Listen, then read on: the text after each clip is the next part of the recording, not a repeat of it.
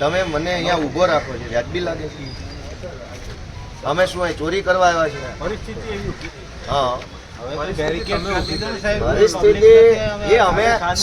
પરિસ્થિતિ અમે જાણીએ છીએ કે અમે બધા ચૂંટણી જીતવા લાગ્યા એટલે ભાજપને પેટમાં બળે છે. એ પરિસ્થિતિ ઊભી થઈ છે. તમને હાથો બનાવે. ચૈતર વસાવા કેમ ચૂંટણી જીત્યો, ગોપાલ ઇટાલિયા કેમ જીત્યો, એ પરિસ્થિતિ ઊભી થઈ. અત્યાર સુધી બધી એક તરફી એ તો અમને બધી ખબર છે ભાઈ. મેં નોકરી કરી છે ને હું ક્યાં અજાણ્યો માણસ છે? મેં યુનિફોર્મ પહેર્યો, અમે જાણીએ બધું.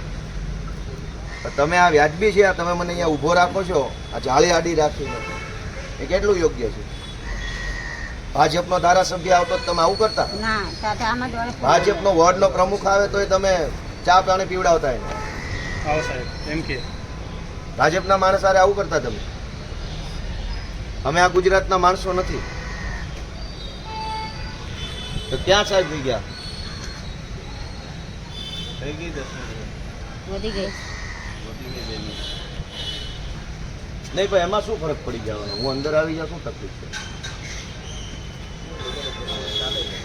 ભલે પ્રોસેસ ભાજપ વાળો આવે, તમારા હિંમત છે અહીં ઊભો રાખવાની?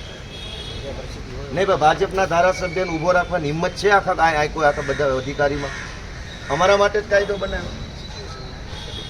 સિચ્યુએશન ભાજપ વાળા બળાત્કાર કરી જાય તો વાંધો નથી. પ્રાંતિજનો ધારાસભ્ય ગજેન્દ્ર છે, એને બળાત્કારની એફઆઈઆર થઈ છે, એરેસ્ટ નથી થઈ એની.